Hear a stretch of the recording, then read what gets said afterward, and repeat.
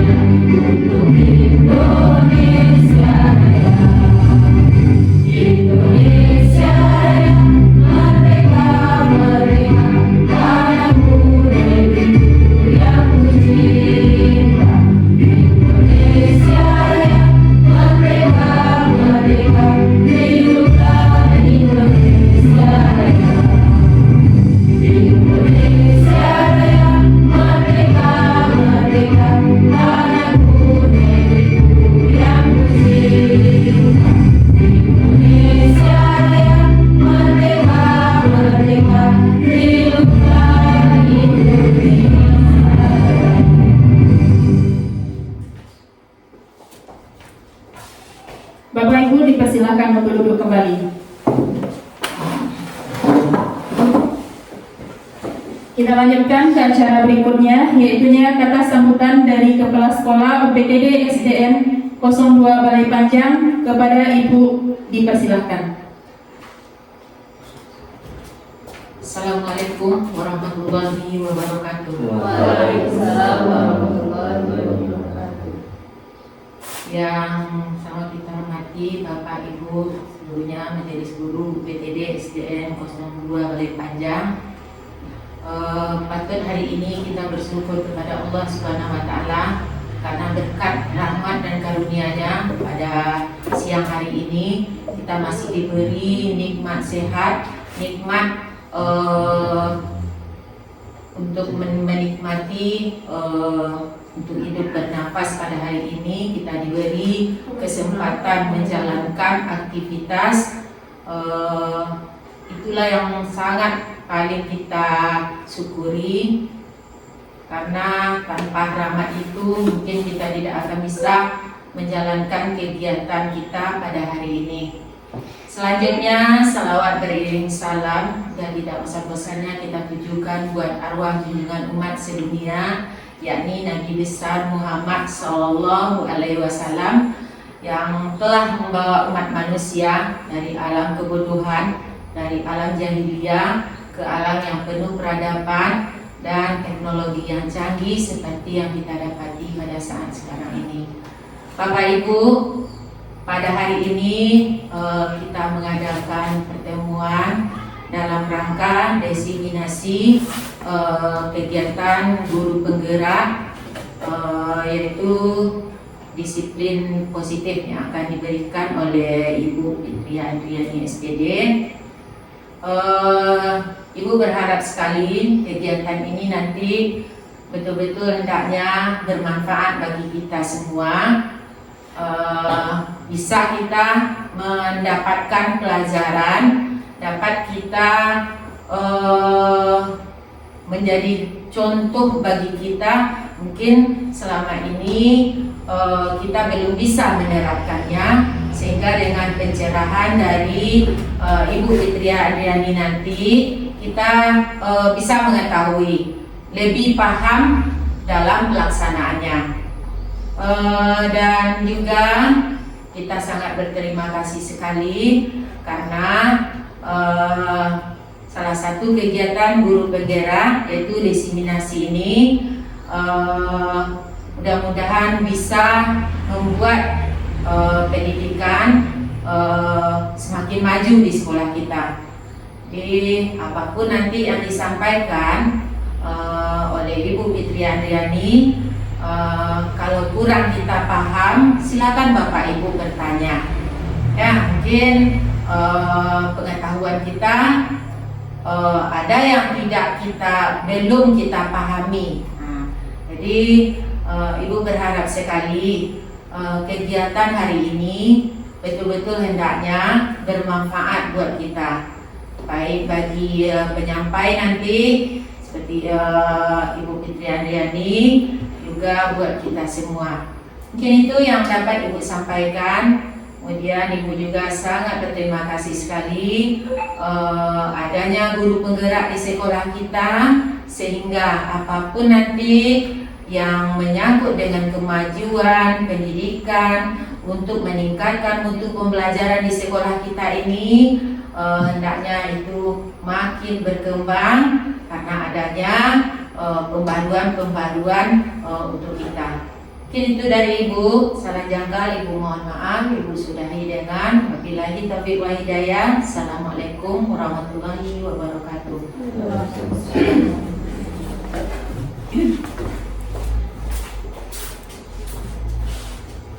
Terima kasih kita ucapkan kepada Ibu atas sambutan yang telah diberikan. Selanjutnya kita masuk ke acara inti, yaitu pelaksanaan diseminasi dengan tema budaya positif bersama Ibu Fitria Andriani SPD CGP Angkatan 11 dari UPTD SDN 02 Balai Panjang. Kepada Ibu Fitria Andriani dipersilakan.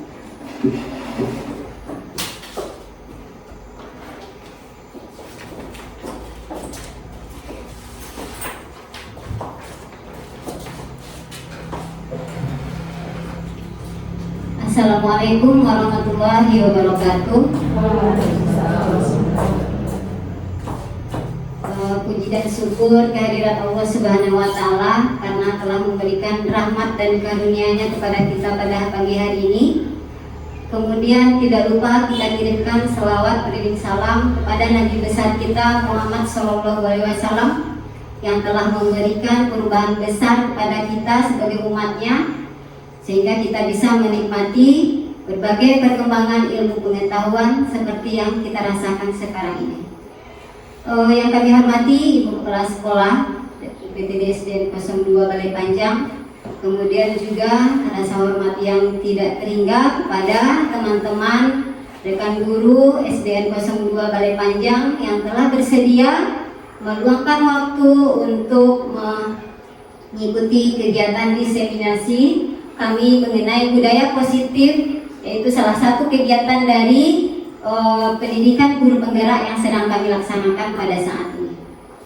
Bapak Ibu, di sini kami bukan menggurui, bukan mengajari, tetapi di sini kami hanya ingin berbagi ilmu apa yang sudah kami dapatkan, sehingga kita bisa sama-sama melaksanakan perubahan-perubahan di sekolah kita, sehingga murid-murid kita bisa mendapatkan sesuatu yang maksimal, yang lebih baik. Kalau sebelumnya ini sudah baik, nah mudah-mudahan pada kesempatan selanjutnya kita akan mendapatkan murid-murid yang lebih baik lagi. Amin, amin ya robbal alamin. Bapak Ibu semuanya, Bapak Ibu UPTD SDN 02 Balai Panjang, sebelum kita melaksanakan diseminasi ini, kami ingin dulu membuka pemahaman, atau kita ingin melihat dulu apakah nanti seperti yang tertera di depan ini bukan betul atau salahnya nanti, cuman kita pemahaman kita ini sekarang bagaimana. ini pemahaman kita. Apakah menurut Bapak Ibu pemberian hukuman dapat mendisiplinkan siswa kita? Nah, jawabannya apakah iya atau tidak? Kita belum melihat apakah ini salah atau betul nanti. Cuma setelah nanti kami memberikan diseminasi pencerahan mengenai disiplin positif ini, kita punya masing-masing jawaban. Apakah jawaban kita di awal ini sudah tepat, atau setelah mendapatkan pengalaman kita mendapat jawaban yang berbeda. Nah, sekarang menurut Bapak Ibu, pemberian hukuman apakah dapat mendisiplinkan siswa kita? Dapat atau iya atau tidak, Bapak Ibu? Dapat. Dan selanjutnya, pemberian hadiah dapat meningkatkan prestasi anak kita. Apakah iya atau tidak? Dapat. Ya. Yang ketiga, guru harus mampu memberikan solusi untuk setiap siswa yang memiliki masalah. Iya, setuju? Iya, setuju. Selanjutnya, guru berperan sebagai teman bagi siswa. Bisa? Bisa.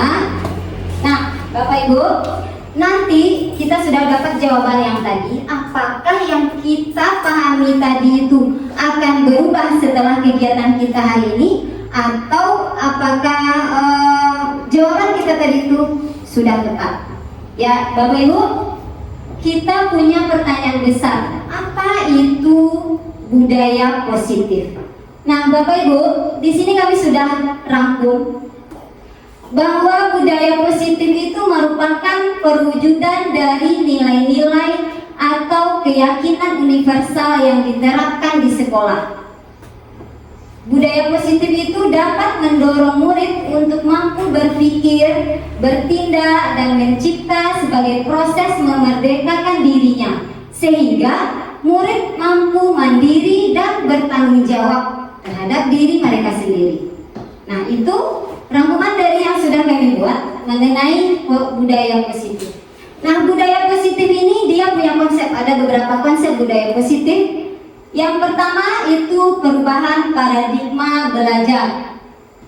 Yang kedua ada disiplin positif. Yang ketiga ada nilai-nilai kebajikan. Selanjutnya kebutuhan dasar manusia. Lalu motivasi perilaku manusia, posisi kontrol guru, keyakinan kelas, dan segitiga restitusi. Nah, itu dia konsep dari budaya positif yang kita bicarakan pada pagi hari ini. Bapak Ibu, sebelum itu sebagai pemantik, mari kita lakukan suatu kegiatan. Nah, nanti dari situ kita akan mulai. Kita punya pasangan nanti, rekan-rekan kiri kanan kita. Bapak Ibu sebagai A, kemudian rekannya sebagai B. Bapak Ibu yang A, coba kepalkan tangannya, satu, sebelah kiri boleh, sebelah kanan juga boleh. Bayangkan kalau di dalam genggaman Bapak Ibu tersebut ada sesuatu yang sangat berharga untuk kelangsungan hidup Bapak Ibu. Sesuatu yang berharga yang harus Bapak Ibu pertahankan mati-matian. Kemudian rekan Ibu yang B, yang bertindak sebagai rekan yang B, coba buka, usahakan buka dengan merayu, dengan menghardik, atau dengan memberikan embel-embel hadiah, uang.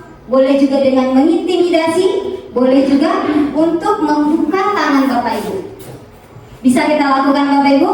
Bisa. Dan silakan Bapak Ibu ambil perannya, peran A atau B, kemudian dibuka untuk rekan yang B berusaha untuk membuka genggaman temannya. Sedangkan yang A, bayangkan ini yang akan dibuka sesuatu itu sangat berharga. Apakah Bapak Ibu memutuskan untuk membuka atau tidak? Nah, silakan coba Bapak Ibu. Boleh dengan memarahi, boleh dengan menggelitik, boleh juga dengan menawari akan dapat uang, boleh. Pokoknya berusaha yang B untuk mendapatkannya, membukanya. Apakah akan Bapak Ibu buka? Itu tergantung kepada kepada Bapak Ibu sendiri. Boleh dengan memarahi, mengintimidasi juga boleh. Nah, ya, terima kasih Bapak Ibu semuanya. Nah, Bapak Ibu, makna dari kegiatan kita tadi itu bahwasanya kontrol itu berada pada diri kita sendiri. Walau bagaimanapun teman kita membujuk, bagaimana juga teman kita marahi, bahkan mengiming-imingi kita untuk memberi uang, untuk membuka sesuatu yang berharga pada genggaman kita, kontrolnya ada pada siapa? Ada pada diri kita sendiri. Ada pada diri kita sendiri. Apakah kita akan membuka atau kita tetap menutupnya? Itu tetap kontrolnya pada diri kita sendiri. Kalaupun diiming-imingi ada uang, tetapi yang kontrolnya tetap pada diri kita. Oh, kita akan membuka atau tidak akan membuka. Paham ya Bapak Ibu? Nah, seperti itulah makna kontrol pada diri kita. Ada pergeseran paradigma kontrol ke paradigma teori kontrol yang dikemukakan oleh Dr. William Glasser. Dr. William ini mengemukakan bahwa ilusi guru mengontrol murid. Selama ini kita pasti berpikir ya Bapak Ibu, bahwa kita itu yang mengontrol murid kita. Oh, kamu buat tugas, kemudian dia mengerjakan. Kita pasti berpikir kalau mereka mengerjakan pasti karena kita menyuruh. Tetapi pada dasarnya itu tetap pada kontrol mereka sendiri. Oh, walaupun seperti apa kita menyuruh, tetapi kalau kontrolnya menginginkan tidak mengerjakan, pasti mereka tidak mengerjakan. Tapi kalau dari diri mereka itu ingin mengerjakan, bukan berarti itu kita, karena kita menyuruh tadi mereka mengerjakannya. Nah, seperti itu pergeserannya sudah. Selanjutnya ilusi bahwa semua penguatan positif, efektif dan bermanfaat. Nah, Bapak Ibu, kadang kita memberikan hadiah, memberikan intimidasi, kemudian memberikan rayu-rayuan kepada anak-anak peserta didik kita untuk melakukan sesuatu, tetapi itu sebenarnya tidak efektif, tidak baik Bapak Ibu, karena mereka nanti akan tergantung kepada kita, akan selalu bergantung kepada kita. Nah, makanya itu tidak efektif dan bermanfaat. Setelah itu ilusi bahwa kritik dan membuat orang merasa bersalah dapat menguatkan karakter. Kadang anak-anak kita, misalnya dia sedang melakukan sesuatu, kita marahi atau kita beri kritik. Nah, itu akan membuat sesuatu atau menggoreskan sesuatu pada diri murid kita. Selanjutnya ilusi bahwa orang dewasa memiliki hak untuk memaksa. Kita, misalnya orang dewasa, pasti kita beranggapan bahwa anak-anak itu harus kita kontrol, harus kita atur, harus kita suruh ini itu seperti itu. Tetapi sebenarnya bukan kita yang mengontrolnya itu, tetapi diri mereka sendiri. Kita lanjut Bapak Ibu, stimulus respon dengan teori kontrol. Nah, teori kontrol, stimulus respon itu realitasnya itu kebutuhan kita sama. Tapi sebenarnya kalau di teori kontrol, kebutuhan kita ini berbeda, pasti berbeda. Apakah Bapak Ibu setuju? Kalau kebutuhan kita itu memang sebenarnya berbeda, tidak sama. Selanjutnya semua orang melihat hal yang sama, tapi pada dasarnya setiap orang itu pasti memiliki gambaran yang berbeda. Ya kan Bapak Ibu? Pasti tidak sama. Penilaian satu orang dengan orang yang sama pasti akan berbeda. Selanjutnya kita mencoba mengubah orang agar berpandangan sama dengan kita. Itu stimulus respon. Tetapi pada teori kontrol, kita berusaha memahami pandangan orang lain tentang dunia. Nah, seharusnya kita seperti itu.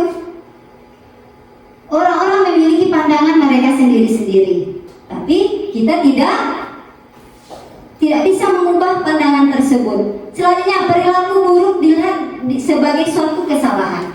Bapak Ibu, kalau di teori kontrol, semua perilaku yang dilakukan oleh anak-anak didik kita itu, kita pasti tahu sebenarnya itu bahwa mereka melakukan sesuatu baik itu positif maupun tidak positif itu punya tujuan, punya alasan mereka masing-masing.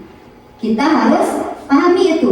Jangan kita tetap berpikir, oh mereka melakukan sesuatu, oh ini salah, itu kesalahan. Tapi kita harus pahami dulu apa alasan mereka melakukan hal tersebut. Selanjutnya orang lain bisa mengontrol saya. Seperti tadi, kegiatan yang kita lakukan, apakah bisa orang mengontrol kita, Bapak Ibu? Kontrolnya tetap berada pada diri kita sendiri. Saya bisa mengontrol orang lain. Nah, kita sudah punya jawabannya tadi, bahwa kita tidak akan bisa mengontrol orang lain walau dengan cara apapun. Pemaksaan ada pada saat bujukan gagal.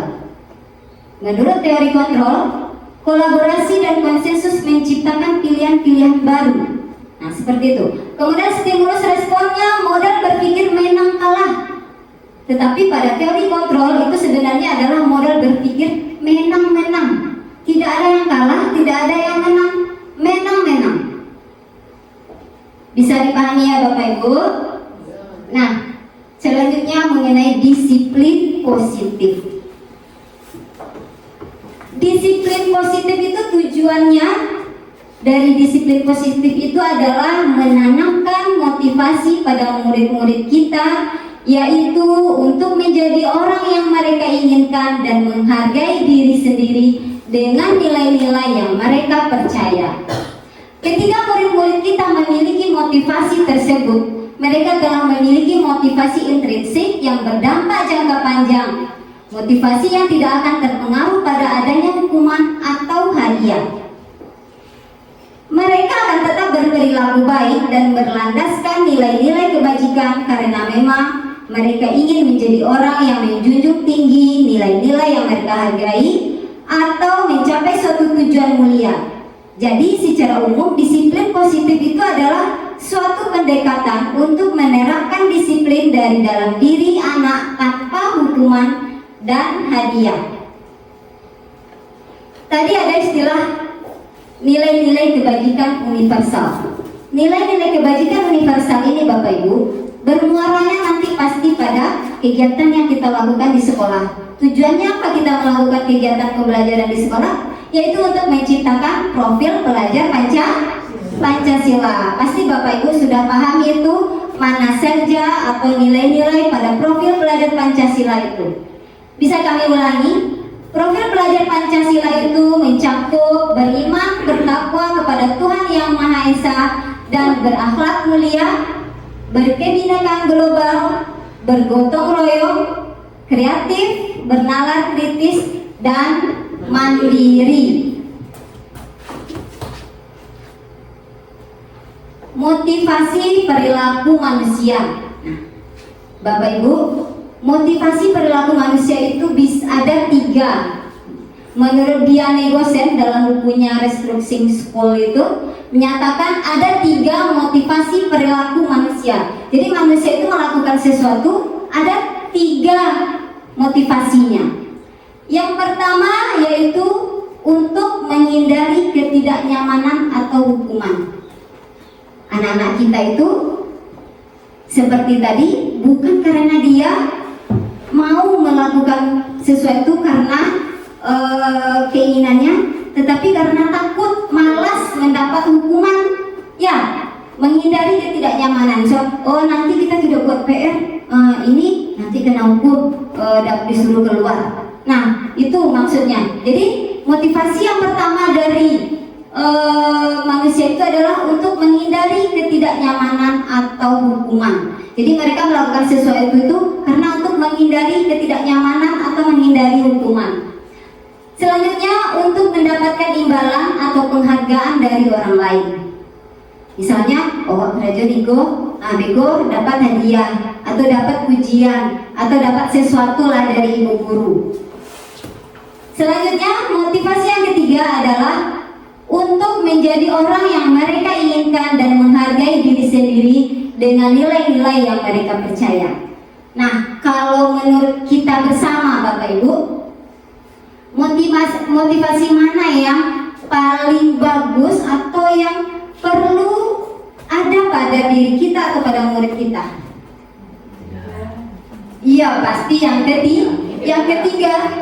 Karena pada dasarnya motivasi yang pertama dan yang kedua itu motivasi untuk menghindari ketidaknyamanan atau hukuman, untuk mendapatkan imbalan atau penghargaan dari orang lain itu masih termasuk kepada motivasi dari luar, belum dari dalam diri mereka sendiri. Nah, jadi yang motivasi yang pertama dan yang kedua itu masih termasuk kepada motivasi eksternal. Mereka melakukan sesuatu karena dorongan dari orang. Tetapi kalau untuk motivasi yang ketiga, nah itu sudah termasuk kepada motivasi internal, sudah pada diri mereka sendiri. Nah, walaupun apapun pengaruh dari luar, apapun yang kita berikan, yang kita intimidasi mereka, kalau mereka sudah memiliki motivasi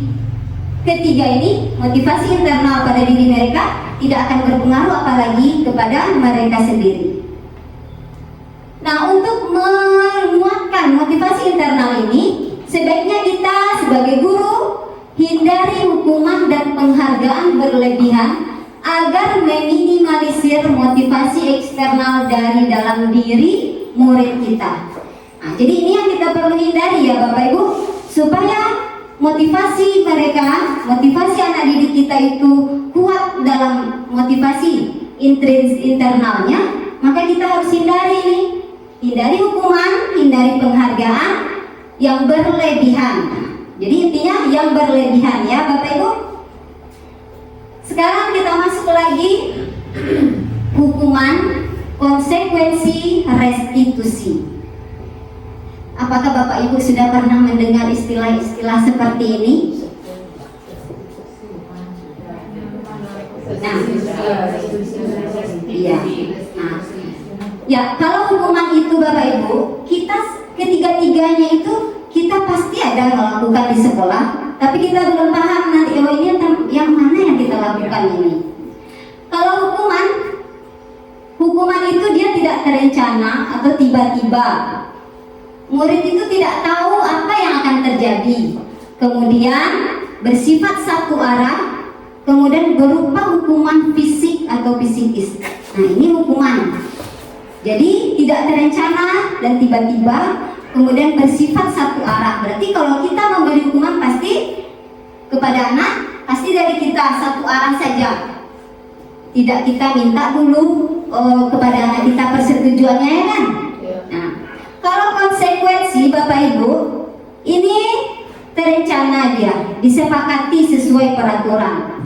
Kemudian murid tetap tidak nyaman. Nah, walaupun dia disepakati, tapi murid tetap merasa tidak nyaman dengan konsekuensi ini. Selanjutnya sikap guru selalu memonitor murid. Nah, mungkin di sini ketidaknyamanan bagi murid kita selalu kontrol. Kalau restitusi ini Bapak Ibu merupakan proses menciptakan kondisi bagi murid untuk memperbaiki kesalahan. Kemudian proses kolaboratif yang mengajarkan murid untuk mencari solusi sendiri. Paham ya Bapak Ibu bedanya hukuman, konsekuensi, dan restitusi. Kalau hukuman dia itu sifatnya satu arah dan tidak terencana. Tapi konsekuensi itu terencana tapi tetap merasa tidak nyaman anak-anak karena kita melakukan monitor selalu kepada mereka. Tetapi kalau restitusi, kita melakukan kolaborasi untuk mengajarkan murid mencari solusinya sendiri. Misal mereka berkelahi misalnya. Nah, kita tanya, bagaimana kamu, apa yang perlu kamu lakukan untuk memperbaiki kesalahan ini? Atau apa ide kamu untuk memperbaiki keadaan ini? Nah, jadi kita minta mereka untuk mencari solusinya sendiri. Nah, coba kita coba kuatkan Bapak Ibu tentang pemahaman kita, apakah ini termasuk hukuman atau konsekuensi. Mencatat 100 kali di dalam buku kalimat "saya tidak akan terlambat lagi karena terlambat ke sekolah. Nah, menurut Bapak Ibu, apakah ini termasuk konsekuensi atau hukuman? Hukuman. Konsekuensi Bapak Ibu. Mereka melakukan, kenapa mereka mendapatkan itu? Karena mereka terlambat. Nah, konsekuensinya itu. Selanjutnya, lari mengelilingi lapangan basket 2 kali karena terlambat hadir di sekolah. Nah, iya, karena ini hukuman. Karena apa? Kuncinya tadi satu arah, kemudian melakukan fisik. Iya, fisiknya. Berdiri di depan kelas sambil mengangkat kaki 1 karena tidak bisa menjawab pertanyaan. Iya, hukuman, masih menggunakan fisiknya. Membersihkan tumpahan air di meja tulis karena tersenggol pada saat belajar. Konsekuensi atau hukuman Bapak Ibu? Iya, mereka melakukan hal tersebut karena tersenggol ini. Nah, itu tadi kita sudah paham, berarti sudah bisa kita membedakan konsekuensi dan hukumannya. Nah, sekarang dihukum oleh penghargaan. Apa maksudnya ini? Dihukum oleh penghargaan. Dihukum oleh penghargaan ini pengaruh jangka pendek dan jangka panjang. Bapak Ibu, kalau kita memberikan penghargaan kepada anak didik kita, siapa yang bisa jawab, Ibu kasih uang 1.000. Siapa yang bisa jawab, siapa yang mau mengerjakan, Ibu kasih kue. Nah, Bapak Ibu, ini motivasinya tetap dalam jangka pendek saja. Apakah kita bisa terus-terusan melakukan memberikan penghargaan, memberikan hadiah tersebut? Lama-kelamaan itu tidak akan berpengaruh. Berarti penghargaan itu tidak akan efektif. Penghargaan merusak hubungan. Maksudnya Bapak Ibu, kita memberikan misalnya memberikan imbalan hadiah misalnya kepada anak didik kita. Misal contoh, ibu guru memberikan kepada Bu P peserta didiknya. Tetapi memberikan itu kan di hadapan semua teman-temannya. Nah, itu akan membuat rasa iri, rasa tidak suka dari teman-teman yang lain. Jadi pada intinya itu memberikan penghargaan itu tidak efektif untuk karakter anak didik kita Bapak Ibu.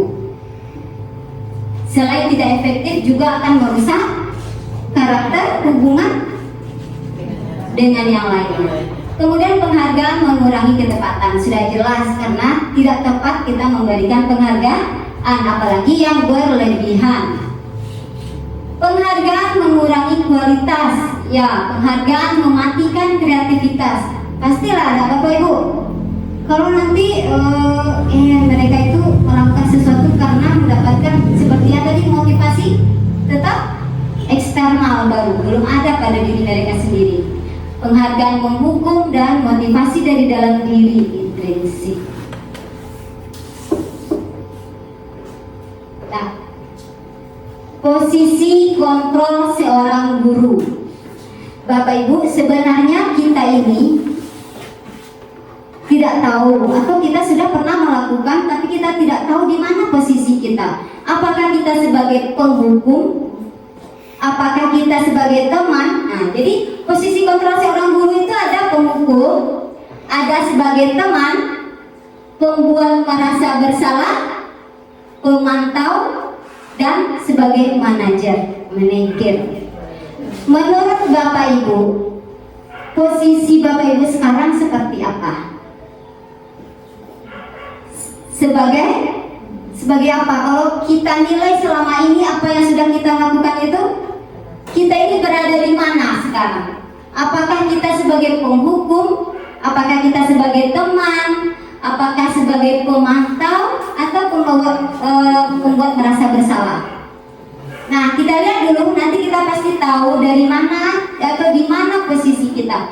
Kalau penghukum, Bapak Ibu, perilaku kita ini menghardik, menunjuk-nunjuk, berkaca pinggang, membentak, dan juga seperti tadi melakukan hukuman fisik. Nah, apa dampaknya kepada murid kita kalau kita sebagai penghukum?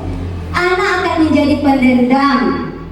Pastilah kita paham ya Bapak Ibu, kalau kita marahi apalagi dengan kata-kata yang sudah terlewat, pasti itu akan menimbulkan rasa dendam pada murid-murid kita. Kemudian dampaknya lagi tidak menyukai guru atau mapel tertentu.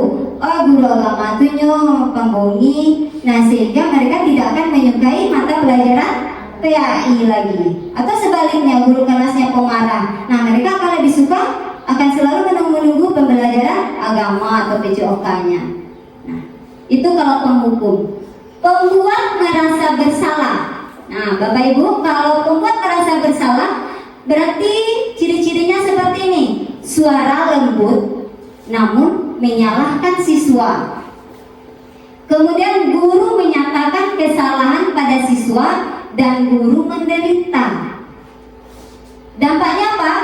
Membuat siswa merasa bersalah, kemudian rendah diri dan menarik diri. Nah, jadi kita posisikan diri kita, tolonglah ibu, nggak bisa ibu, bisa bekukan aku. Jadi mereka akan merasa bersalah dan rendah diri kalau kita sebagai pembuat merasa bersalah. Posisi kontrol selanjutnya tadi teman. Guru bersikap ramah tetapi cenderung bersenda gurau untuk menghangatkan suasana. Nah, itu berarti kita berperilaku seperti teman mereka. Tapi apa dampaknya kalau kita berperilaku sebagai teman? Murid bergantung pada satu orang, dia akan bergantung kepada kita. Oh, ibu tuh ada yang kayak sama ibu tuh, pasti mau ikut. Kemudian membuat siswa tidak mandiri karena akan selalu mengandalkan gurunya. Kalau sebagai pemantau itu ciri-cirinya nada bicara dan ekspresi datar. Kemudian identitasnya berhasil. Kemudian pemantau tetap memantau saat siswa diberi sanksi. Dampaknya apa? Menghitung hadiah atau hukuman yang diberi tanpa melihat nilai kebajikan. Dan juga tidak sepenuhnya mandiri. Jadi tidak sepenuhnya akan membuat anak kita mandiri kalau kita sebagai pemantau. Nah, sebagai manajer suaranya netral, tercipta identitas positif, kemudian mengajukan pertanyaan bermakna, membantu siswa memecahkan masalah. Dampaknya apa? Akan menciptakan murid kita mandiri, kemudian murid kita mampu memecahkan masalahnya sendiri. Nah, sudah tahu ya Bapak Ibu ciri-ciri. Jadi kita sudah bisa menentukan ini posisi kita itu di mana. Nah, coba Bapak Ibu, bisa nggak sudah tentukan di mana posisi kita sekarang?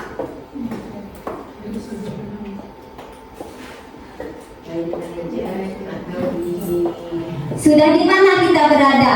Apakah sudah di manajer, atau pemantau, atau sebagai teman, atau malah sebagai penghukum? Coba Bapak Fauzin, di mana posisinya sekarang? Masih sebagai teman ya. Sebagai teman, iya.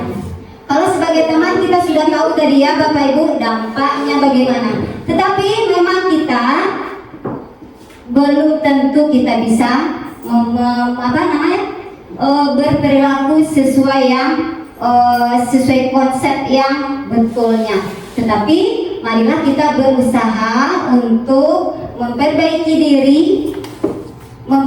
diri supaya siswa kita juga bisa lebih baik lagi. Nah Bapak Ibu, memang betul sebagai manajer inilah yang diharapkan kita, sebaiknya kita berada pada posisi manajer.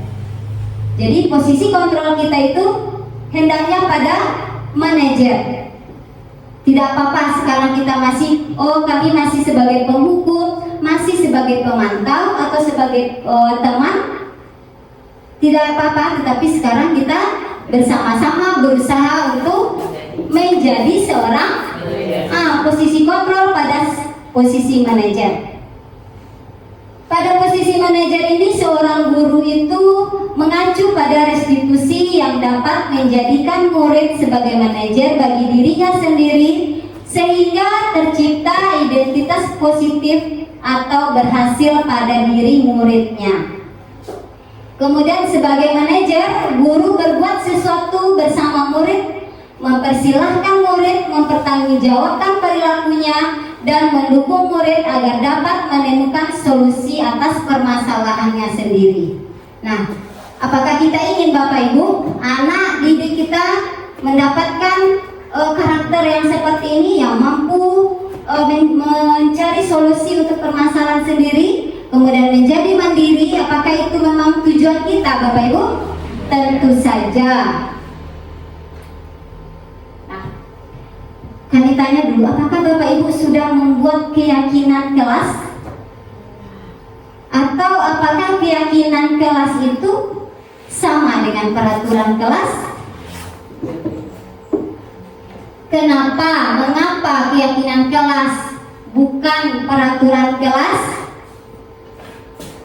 Coba kita bandingkan Bapak Ibu, keyakinan kelas versus peraturan kelas. Kalau kita membuat keyakinan kelas seperti ini, kita buat peraturan kelas seperti ini. Kalau keyakinan kelas itu kesepakatannya dibuat bersama antara guru dan siswa untuk menciptakan lingkungan belajar yang positif dan produktif di dalam kelas. Tetapi kalau peraturan kelas itu dibuat oleh guru tanpa melibatkan siswa. Kemudian keyakinan kelas membuat berbagai nilai-nilai kebajikan seperti empati, tanggung jawab, sikap saling menghormati, disiplin, dan lain sebagainya. Sedangkan kalau peraturan kelas memberikan motivasi secara eksternal sehingga tumbuh ketakutan pada siswa pada hukuman dan sanksi. Nah, sudah kita pahami bedanya kan Bapak Ibu? Berarti yang sebaiknya kita buat keyakinan kelas atau peraturan kelas? Keyakinan kelas. Karena kalau kita membuat keyakinan kelas, tentu saja peserta didik kita itu akan lebih nyaman, Lebih diikut serta. diikut sertakan karena peraturan yang dibuat itu dibuat bersama-sama mereka. Tentu saja mereka akan merasa bertanggung jawab dengan apa yang sudah dibuat secara bersama-sama. Apa yang sudah disepakati pasti mereka akan lebih mudah untuk melaksanakannya. Karena pada intinya keyakinan kelas itu dari internal, tetapi kalau peraturan kelas itu masih pada eksternal. Nah, jadi nanti kalau kita ingin membuat sesuatu di kelas, kita buat keyakinan kelas. Bisa ya Bapak Ibu? Ya. Lanjut lagi. Nah, segi 3 restitusi. Segi 3 restitusi ini dia punya 3 langkah. Langkah dasarnya adalah menstabilkan identitas, kemudian validasi tindakan yang salah, dan menanyakan keyakinan. Nah, ini restitusi, segi 3 restitusi. Segi 3 restitusi ini Bapak Ibu sangat penting dan sangat baik sekali dilaksanakan kalau kita mengalami misalnya peserta didik kita bertengkar, kemudian atau mereka mendapatkan masalah. Contohnya, misalnya siswa kelas 3 atau siswa kelas 4 mereka bertengkar berdua. Nah, kita jangan langsung pada menyalahkan mereka, tetapi kita coba lakukan segi 3 restitusi. Kita panggil dulu anak didik kita yang mengalami masalah tersebut, kita panggil, kemudian kita bawa, kita buat mereka, kita gali dulu, kita stabilkan dulu identitasnya, kita buat cerita, minta mereka bercerita ada apa kejadiannya, apakah memang seperti itu. Kemudian kita baru lanjut validasi tindakan yang salah. Kemudian kita tanya, apakah yang kamu lakukan itu sesuai tidak dengan keyakinan kelas kita, atau sesuai itu tidak dengan perilaku yang baik. Nah, nanti mereka akan bisa nilai sendiri itu. Nah, baru kita tanyakan nanti. Kalau kita sudah buat keyakinan kelas di kelas kita, nah, jadi apa yang kamu lakukan itu, nah, apakah sesuai tidak dengan keyakinan kelas kita? Nah, jadi dari situ mereka akan bisa menilai. Oh iya, nyo salah. Oh iya, nyo apa tidak betul yang mereka lakukan. Jadi mereka bisa nilai. Kemudian kita tanya lagi setelah kita menanyakan keyakinan kelas itu, keyakinan mereka apakah salah atau tidak? Iya, pasti mereka sudah punya kesimpulan kalau kita ikuti langkah-langkah ini. Kemudian kita tanya, jadi apa yang akan anak lakukan untuk memperbaiki kesalahan ini, nah? Kita lakukan tahap-tahap seperti itu. Nah, itu sangat bermanfaat atau sangat baik sekali dalam membentuk karakter murid kita, Bapak Ibu. Segitiga restitusi itu pada dasarnya guru ini berperan sebagai manajer, menggunakan segitiga restitusi dalam menyelesaikan masalah melalui 3 tahapan, yaitu menstabilkan identitas, validasi tindakan yang salah, dan menanyakan keyakinan. Tujuannya adalah untuk menghasilkan murid yang mandiri dan bertanggung jawab. Nah, Bapak Ibu, dari pemaparan kami tadi itu, apakah ada Bapak Ibu yang ingin menanggapi, atau ada yang masih ragu, atau ada yang tidak setuju, atau bagaimana? Ada Bapak Ibu yang ingin bertanya? Ayah, Pak Fauzi. Pak Fauzi ingin bertanya apa, Pak Fauzi? Terima kasih atas kesempatannya. Apa manfaat penerapan disiplin positif di sekolah? Ya, bagus sekali pertanyaan dari Bapak Fauzi. Jadi dari tadi kita sudah membicarakan budaya positif, disiplin positif, ya Bapak Ibu. Tapi apa manfaatnya? Apa gunanya kita melaksanakan hal tersebut? Pasti ada tanda tanya besar bagi Bapak Ibu semuanya. Bapak Ibu, kita di sekolah ini ditugaskan atau tanggung jawab kita itu adalah untuk mendidik anak murid kita. Kita ini ibarat sebagai seorang petani, Bapak Ibu. Kita petani yang punya bibit orang tua.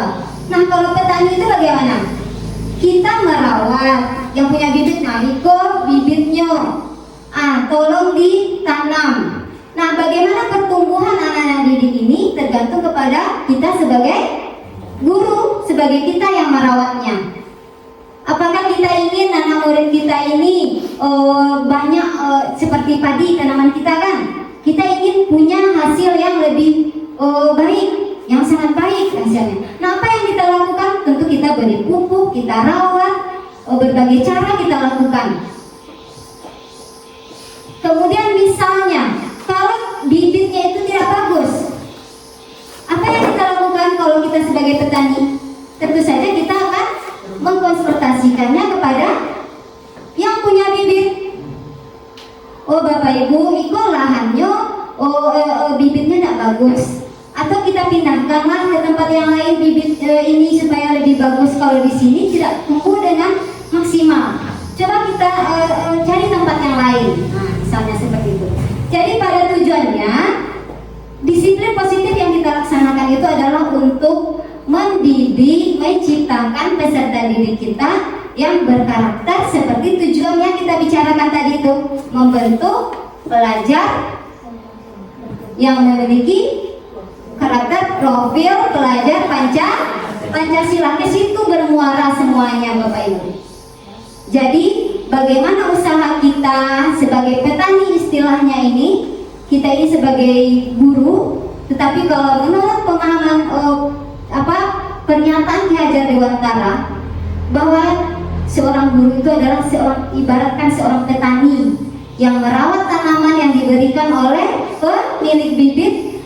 Bagaimana caranya kita supaya hasil kita bagus? Melakukan semaksimal mungkin terhadap bibit yang dititipkan kepada kita. Bisa sudah terpenuhi keingintahuannya Bapak Fauzi? Sudah. Terima kasih sekali Bapak Ibu. Apakah masih ada yang ingin ditanyakan? Dah. Baik Bapak Ibu, demikianlah pemahaman yang sudah kami dapatkan di dalam kegiatan guru penggerak. Kami ingin berbagi saja, tidak untuk menggurui. Kami kalau ada salah-salah kata, kalau ada salah-salah yang bukan pada tempatnya, kami ucapkan beribu maaf. Kami kembalikan dulu kepada Ibu Sri sebagai moderatornya.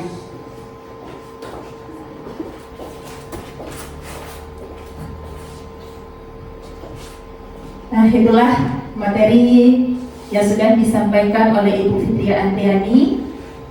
Sangat bagus materinya ya Bapak Ibu. Semoga pembahasan yang sudah disampaikan oleh Ibu Fitria Andriani tadi bisa menjadi acuan bagi kita di dalam kelas nanti. Jadi dari materi yang sudah Ibu Fitria Andriani sampaikan tadi, dapat kita simpulkan bahwa setiap individu tidak dapat mengontrol individu yang lainnya. Yang dapat mengontrol hanyalah diri kita sendiri. Iya begitu tadi Bapak Ibu? Ya. Nah, mungkin untuk acara kita hari ini kita cukupkan dulu sampai di sini. Apabila nanti ada acara selanjutnya, apakah Bapak Ibu masih semangat untuk mengikutinya? Nah, meskipun hari sudah semakin tinggi, sudah semakin siang, sudah mulai panas sepertinya, tapi semangat Bapak Ibu tidak kurang. Nah, kita cukupkan acara kita hari ini. Terima kasih atas waktu yang telah Bapak Ibu luangkan. Salah dan janggal, saya mohon maaf sebagai moderator. Saya akhiri dengan wabillahi taufiq wal hidayah. Wassalamualaikum warahmatullahi wabarakatuh. Tepuk tangan.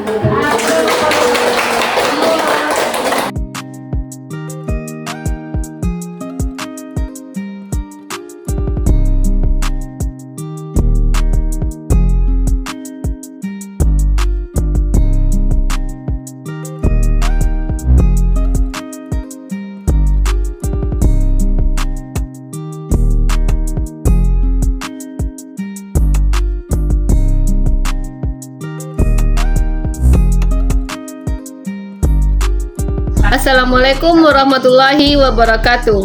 Kegiatan penyebaran pemahaman dan berbagi pengalaman yang dilakukan Ibu Fitria Andriani sangat menarik sekali. Selain itu, kegiatan yang bermanfaat. Dengan kegiatan ini, kami juga menambah ilmu pengetahuan dan juga mengubah mindset saya, khususnya dalam memperlakukan peserta didik. Terima kasih atas kegiatan diseminasi ini, Ibu Fitria. Kami tunggu kegiatan berbagi ilmu selanjutnya.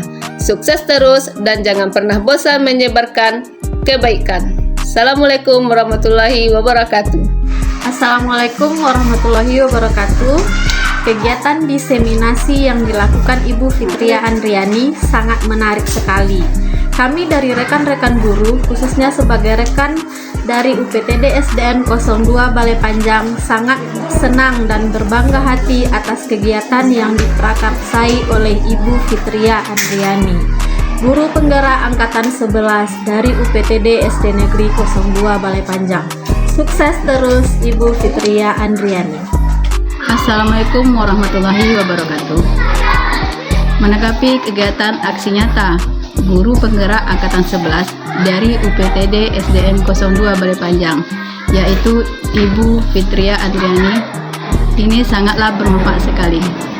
Ini menjadi motivasi bagi rekan guru untuk melakukan hal-hal baik di sekolah kami. Semoga kami bisa berbuat baik dan lebih baik lagi untuk kedepannya. Semangat terus Ibu Fitria Andriani, terus menyebarkan kebaikan untuk menggerakkan rekan-rekan demi kemajuan sekolah kita tercinta. Sukses dan semangat selalu untuk Ibu Fitria Andriani.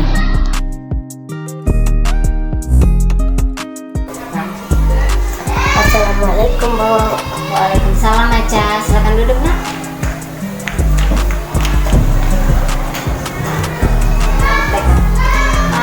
Aca tahu kenapa Ibu panggil ke sini nak? Tidak tahu Bu. Tidak tahu? Aca, tadi ada teman kamu, Anggun, dia melapor ke Ibu kalau Aca tadi menarik jilbabnya sampai robek pula. Betul nak? Betul Bu. Betul. Nah, Ibu tanya ya, Aca kalau menarik jilbab teman itu sampai robek, apakah itu perbuatan yang benar atau perbuatan yang salah, Nak? Salah, Bu. Salah? Nah, berarti Aca tahu ya kalau perbuatan Aca itu tadi salah. Nah, Aca, setiap manusia itu pernah berbuat salah ya, Nak. Termasuk Ibu juga pernah berbuat salah. Tapi Ibu di sini tidak untuk mencari siapa yang salah. Ibu di sini untuk mencari penyelesaian sama-sama, berpikir sama-sama tentang apa yang bisa kita lakukan untuk memecahkan situasi ini. Aca mau? Mau, Bu. Mau? Iya, baik, Nak. Nah, sekarang Ibu tanya, Aca melakukan hal tersebut pasti punya alasan ya. Mau cerita sama Ibu apa alasannya, Nak? Mau. Mau? Nah, kenapa Aca melakukannya? Tadi saat pelajaran agama, Ibu Sri memberi kami sebuah game. Kemudian Aca terlambat menjawabnya, sehingga Aca kalah. Kemudian Anggun terus saja mengejek Aca, Bu. Aca kan jadi kesal, makanya Aca tarik jilbabnya. Oh, begitu. Oh, wajar lah ya kalau Aca marah kalau kejadiannya seperti itu. Mungkin Ibu kalau kejadiannya seperti itu sama Ibu mungkin juga akan marah. Tapi Ibu senang Aca tidak melakukan hal-hal yang lebih dari itu ya, seperti memukul, ya Nak ya. Tapi apakah Aca masih ingat dengan keyakinan kelas yang dulu kita buat? Ingat, Bu. Ingat ya. Nah, Aca sekarang coba Aca pikirkan tindakan Aca tadi yang menarik jilbab Anggun sampai robek itu, apakah sesuai dengan keyakinan kelas yang sudah kita buat, Nak? Tidak, Bu. Tidak? Nah, menurut Aca, kalau keyakinan kelas mana yang Aca langgar sekarang? Saling peduli dan bersikap baik kepada teman, Bu. Iya. Menurut Aca, peduli kemudian berbuat baik kepada teman itu apakah penting? Penting, Bu. Penting. Kenapa penting? Agar kita merasa nyaman dan senang di sekolah, Bu. Iya. Nah, berarti Aca tahu ya bahwa bersikap baik kepada teman itu sangat penting. Nah, agar kita bisa nyaman dan senang berada di sekolah, ya kan? Nah, kalau begitu, apa yang akan Aca lakukan untuk memperbaiki kesalahan yang Aca lakukan terhadap Anggun itu, Nak? Aca akan memperbaiki jilbabnya, Bu. Aca akan menjahitnya kembali jilbab Anggun yang robek. Aca bisa menjahit? Bisa, Bu. Tapi Aca tidak punya benang dan alat jahitnya, Bu. Iya. Tidak apa-apa, Nak. Nanti Ibu akan pinjamkan benang dan alat jahitnya ya. Kebetulan di kantor ada. Nah, selain yang tadi itu, apa lagi yang akan Aca lakukan, Nak? Aca akan minta maaf kepada Anggun, Bu, dan akan berteman baik lagi dengannya. Dan juga Aca akan lebih bersabar dan mengendalikan diri kalau ada teman yang mengejek. Ya, baik. Alhamdulillah, iya Aca, tepat sekali tindakan yang akan kamu lakukan itu, Nak. Ibu sangat menghargai sikap Aca itu. Kapan Aca akan melakukannya, Nak? Mulai hari ini, Bu. Mulai hari ini? Baiklah. Berarti sehabis ini Aca akan langsung melakukannya ya? Ya, Bu. Iya. Tetap semangat ya Aca. Ya, Bu. Ya, sekarang Aca boleh kembali ke kelas ya? Terima kasih, Bu. Iya, sama-sama, Nak.